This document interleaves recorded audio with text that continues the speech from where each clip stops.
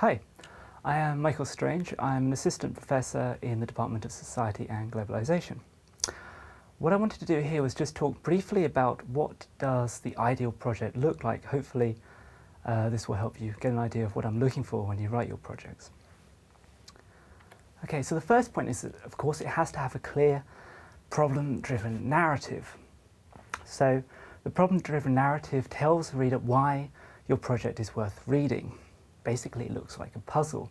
So, for example, A says X, but recent events suggest Y. So, what's going on?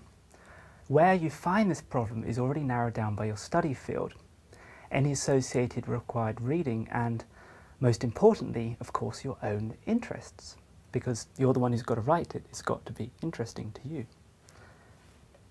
Secondly, of course, it has to have a logically coherent argument.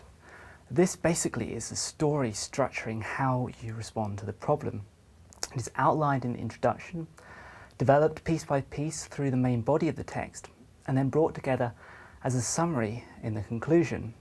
It is the roadmap guiding the reader so they can see how all the bits of text lie together into a whole.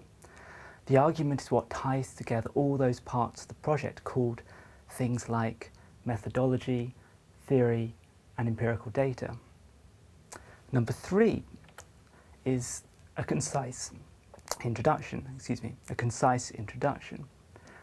So the exact length of your introduction will vary, but this section is where the reader, or of course the examiner, is told why this project is interesting and what they should expect. You might decide to only write the introduction last, once you know what to say, but remember to have a rough sketch, since it is here you can see the why, the what, and the how of your project. So, for example, try writing this introduction down on a small bit of paper which you can stick on your monitor that you can look at each time, every moment when you get a little bit lost, just to remind yourself what you're writing. And of course also, we all talk about things like theory, method, and empirical data, but it's very important to remember that they are tools for your project. Always show how you are using these different elements to help develop the problem-argument couplet, and that you understand the consequences of their use.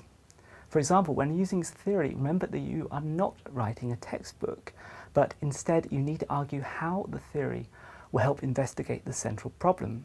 So, for example, how does it narrow down your empirical field? And finally, of course, you need to finish with a confident conclusion. Whatever happened in your project, it is at the conclusion that you will need to remind the reader what they have been reading and assert its worth. This means reiterating the problem driving the project and the central argument. Your project might have produced some surprising results, but these should have been discussed in the main body.